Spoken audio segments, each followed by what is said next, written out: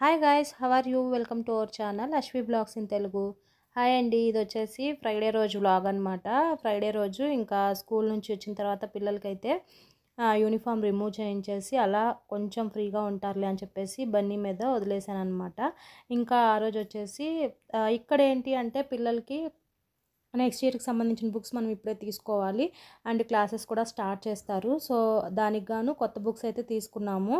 ఇంకా కొత్త బుక్స్ తీసుకోగానే మొత్తం కూడా మండే కల్లా మొత్తం కవర్స్ అది వేసేయమని చెప్పారంట. సో దానికోసం అని చెప్పేసి నేను స్కూల్ నుంచి పిల్లల్ని తీసుకొస్తూనే కొన్ని షీట్స్ అయితే తెచ్చాను. బట్ అవి సరిపోలేదు, మళ్ళీ వెళ్ళి తీసుకురావాల్సి వచ్చిందనమాట.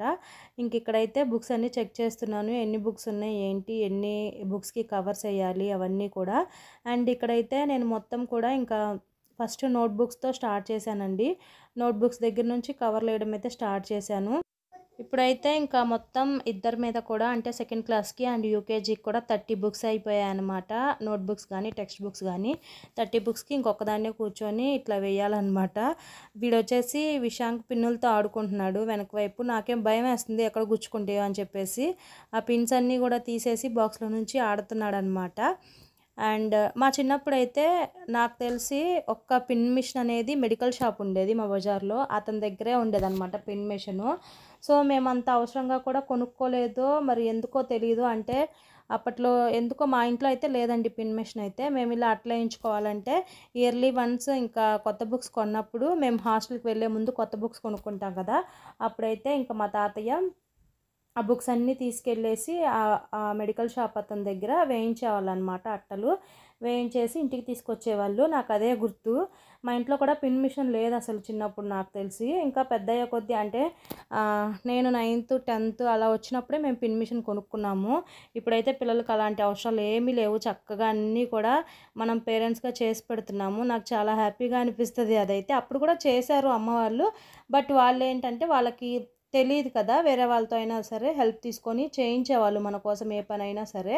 ఇప్పుడు మనమైతే ప్రతిదీ కూడా మనకు కొంచెం తెలుసుకుంటున్నాం కాబట్టి మనమే వాళ్ళకి హెల్ప్ చేయగలుగుతున్నాం స్టడీస్లో కానీ ఇలా పనుల్లో. అండ్ ఇంకొక విషయం ఏంటి అంటే మన ఛానల్లో ప్రెగ్నెన్సీ వీడియోస్ చూసిన తర్వాత ఒక సిస్టర్ అయితే అడిగారనమాట ఒక కామెంటు. నేను చాలా రోజులుగా అనుకుంటున్నాను దాని గురించి ఒక వీడియో చేద్దామని. బట్ ఈ పిల్లలకి ఏంటి అంటే ఈ కొత్త బుక్స్ తీసుకోవడము అండ్ వాళ్ళకు వచ్చేసి ఇంకా హాఫ్ డేకే వచ్చేస్తారనమాట స్కూల్ నుంచి. వాళ్ళు వచ్చిన తర్వాత ఇంకా అసలు మనం వీడియో చేయడానికంటూ అవ్వదు, వాయిస్ ఓవర్ ఇవ్వడానికి కానీ ఏమీ అవ్వట్లేదన్నమాట. సో దానికి సంబంధించి ఆ క్వశ్చన్కి సంబంధించి ఆన్సర్ కూడా ఈ వీడియోలో నేను మీతో షేర్ చేద్దాం అనుకుంటున్నానండి. మీరు ఐయుఐ ట్రీట్మెంట్ తీసుకున్నారు కదా సిస్టర్, తీసుకున్న తర్వాత ఎన్ని రోజులకి కన్ఫర్మ్ అని తెలిసింది అని అడిగారనమాట. యాక్చువల్గా మనం ఏదైనా ఒక ట్రీట్మెంట్ తీసుకుంటున్నప్పుడు ఖచ్చితంగా ఒక మంచి గైనకాలజిస్ట్ దగ్గరికి అయితే వెళ్ళాలండి. సో మనం ఆటోమేటిక్గా మంచి గైనకాలజిస్ట్ని సజెస్ట్ చేసి వెళ్ళాము అంటే అక్కడ ఏంటి అంటే ప్రతిదీ కూడా ఆ ట్రీట్మెంట్లో భాగంగా మనం ఎప్పుడు డాక్టర్ దగ్గరికి వెళ్ళాలి అంటే మనం ఎప్పుడు వాళ్ళని మీట్ అవ్వాలి ఎన్ని రోజులకి ఇవన్నీ చెప్తారనమాట ఖచ్చితంగా. అది పీసీఓడి అయినా కానీ ఐయుఐ ట్రీట్మెంట్ అయినా కానీ ఏదైనా కానీ. అండ్ ఫాలిక్యులర్ స్టడీకి సంబంధించి పీసీఓడికి సంబంధించి ట్రీట్మెంట్ కూడా ఉంటుంది కదా, అది కూడా నేను మీకు వీడియోలో చెప్పాను. దానికి సంబంధించి కూడా ఫాలిక్యులర్ స్టడీ అంటే ఏంటి, దాని ట్రీట్మెంట్ ఎలా ఉంటుంది అని. అండ్ అది క్యూర్ అయిన తర్వాత మనకి ఐయుఐ ట్రీట్మెంట్ సజెస్ట్ చేస్తే అది తీసుకోవాల్సి ఉండిద్ది అనమాట. ఈ ఐయుఐ ట్రీట్మెంట్కి ఏంటంటే వెంటనే చేసేయరండి. వాళ్ళు ఫస్ట్ మనల్ని ఒక 2-3 మంత్స్ మనల్ని చెక్ చేసిన తర్వాత అంటే మనది మొత్తం కూడా ఫాలిక్యులర్ స్టడీ ఇవంతా కూడా బాగున్నప్పుడు మాత్రమే ఐయుఐకి సజెస్ట్ చేస్తారనమాట. అప్పుడు మనం ఐయుఐ చేయించుకున్న దగ్గర నుంచి కరెక్ట్గా అబ్జర్వ్ చేస్తారనమాట. అంటే ఈ రోజు రావాలి, ఈ ఇంజెక్షన్ ఇవ్వాలి, ఇన్ని డేస్కి రావాలి అని చెప్పేసి మొత్తం కూడా వాళ్ళే చెప్తారు. మనకి చేసిన తర్వాత 11th డే కానీ 12th డే కానీ హాస్పిటల్కి రమ్మంటారనమాట. ఆ టైంకి వెళ్తే చాలు. ఒక ప్రెగ్నెన్సీ టెస్ట్ అనేది చేస్తారు. మనకి ఐయుఐ సక్సెస్ అయింది అంటే పాజిటివ్ అని వస్తుంది, సక్సెస్ అవ్వలేదంటే నెగిటివ్ అని వస్తుంది అనమాట. ఈ ఐయుఐ ట్రీట్మెంట్ కూడా మనకి 3 times చేస్తారండి, 3 months. తర్వాత అయితే మళ్ళీ బ్రేక్ ఇస్తారు. వెంటనే ఇంకా ఎక్కువ సార్లు అయితే చేయరనమాట. మనకి ఫస్ట్ టైం చూస్తారు, మనకి ఇంకా సక్సెస్ అవ్వలేదంటే సెకండ్ టైం చూస్తారు. ఇంకా తర్వాత థర్డ్ టైం కూడా తక్కువ ఛాన్సెస్ అనమాట. అంటే సక్సెస్ అవ్వకపోతే చెయ్యరు ఇంకా థర్డ్ టైం నుంచి. తర్వాత మళ్ళీ మనకి ఒక 6 months అలా బ్రేక్ ఇచ్చిన తర్వాత అప్పుడు మళ్ళీ కావాలి అంటే ఐయుఐ చేస్తారు, కానీ అలా వెంటనే అయితే నెలలుగా అయితే చేయరనమాట. మ్యాక్సిమం అంతా కరెక్ట్గా ఉండి ఫాలిక్యులర్ స్టడీ ఇదంతా అయిపోయిన తర్వాత మనకి అంటే కరెక్ట్గా ఉంది, పీసీఓడి ఏం లేదు, థైరాయిడ్ ఇష్యూస్ ఏం లేవు అనే తెలిసినప్పుడు ఖచ్చితంగా మనకి 3 అటెంప్ట్స్లోనే మనకి ఐయుఐ ద్వారా ప్రెగ్నెన్సీ అనేది కన్ఫర్మ్ అవుతుంది. దీంట్లో అయితే నో డౌట్ అనమాట. సో అదండి. అండ్ ఇంకా నెక్స్ట్ వచ్చేసి నేను చెప్పాను కదా, కొన్ని షీట్సే దొరికాయి అన్నమాట నాకు, కవర్స్ అయితే బుక్స్కి. అవి నోట్బుక్స్ వరకే సరిపోయాయి. ఇంకా నెక్స్ట్ నేను టెక్స్ట్ బుక్స్ కోసం అని చెప్పేసి మళ్ళీ బయటికి వెళ్ళాను, టెక్స్ట్ బుక్స్కి కవర్స్ వేద్దామని, కవర్స్ కొనుక్కరావడానికని. అప్పుడు నాకు మ్యాంగో జ్యూస్ అయితే కనిపించింది అనమాట. ఇంకా పిల్లలు కొంచెం తాగుతారు కదా చల్లగా అని చెప్పేసి పిల్లల కోసం అయితే 2 గ్లాసెస్ అయితే నేను తెచ్చాను.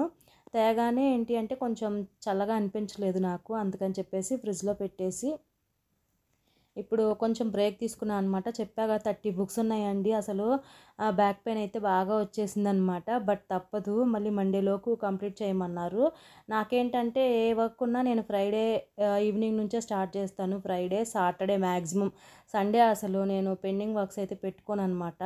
ఆ రోజన్నా కొంచెం ఫ్రీగా రెస్ట్ తీసుకోవచ్చు అని చెప్పేసి ఇంకా ఫ్రైడే ఈ ఆఫ్టర్నూనే స్టార్ట్ చేశాను. ఈ షీట్స్ వేయడం అయితే 4 అవర్స్ పట్టింది యాక్చువల్గా. 4 అవర్స్ తర్వాత కొంచెం బ్రేక్ ఇచ్చి ఇలా నేను తెచ్చిన మ్యాంగో జ్యూస్ అయితే తాగాము. చాలా బాగా చేశారండి. 20 రూపీస్ కప్పు. వర్త్ అనిపించింది నాకు. డ్రై ఫ్రూట్స్ కూడా చాలా వేసారనమాట దాంట్లో, టూటీ ఫ్రూటీ కానీ జీడిపప్పు కానీ చాలా బాగా వేశారు.